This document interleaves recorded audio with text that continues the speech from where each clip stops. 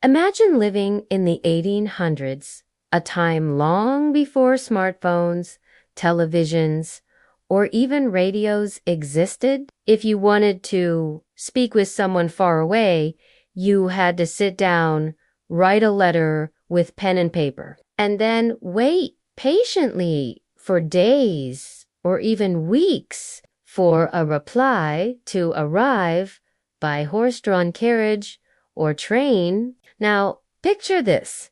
One day, in your quiet house, you suddenly hear a voice, not from someone standing nearby, but coming through a strange device made of wires, metal, and wood. That voice is traveling through a telephone, an invention created by an extraordinary man named Alexander Graham Bell.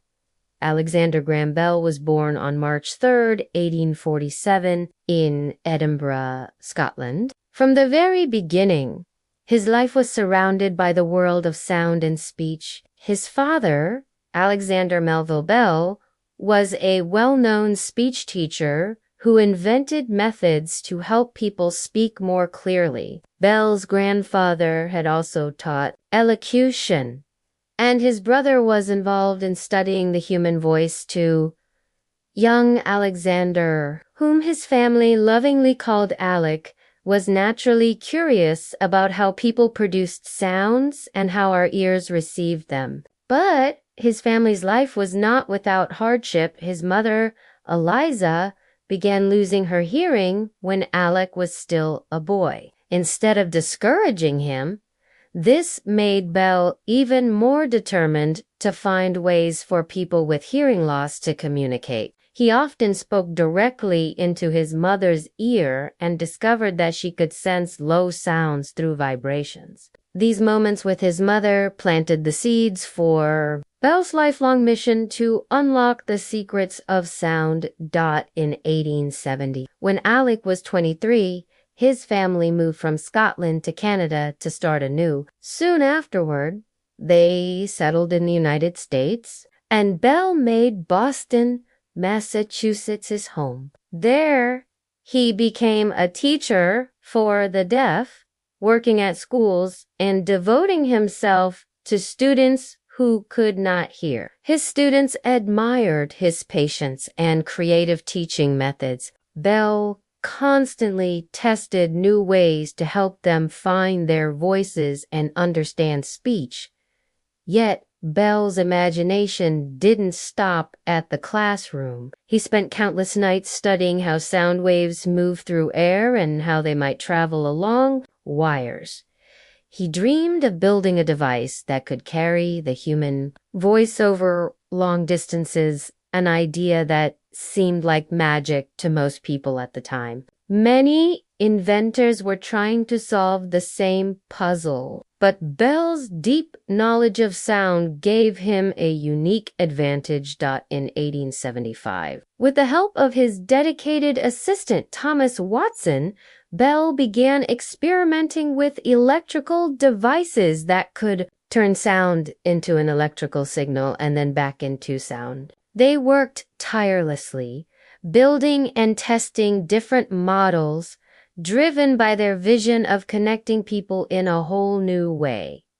Then, on March 10th, 1876, something incredible happened. Bell and Watson were in separate rooms working on their device when Bell accidentally spilled acid on himself. In pain, he called out, "Mr. Watson, come here. I want to see you." To their astonishment, Watson heard every word through the wires, making it the very first successful telephone call in history.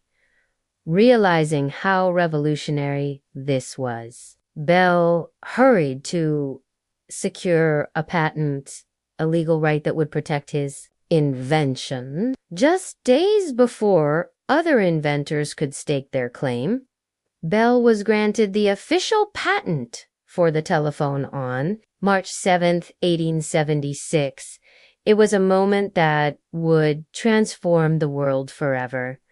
Not long afterward, Bell demonstrated the telephone at the Centennial Exhibition in Philadelphia. At first, many people didn't understand why talking through wires was so special. But when they actually heard a voice coming from far away, they were astonished. Even the Emperor of Brazil and the famous inventor Thomas Edison were impressed by this new way of communicating. Very soon, businesses rushed to install telephones in their offices, and families dreamed of having one in their homes.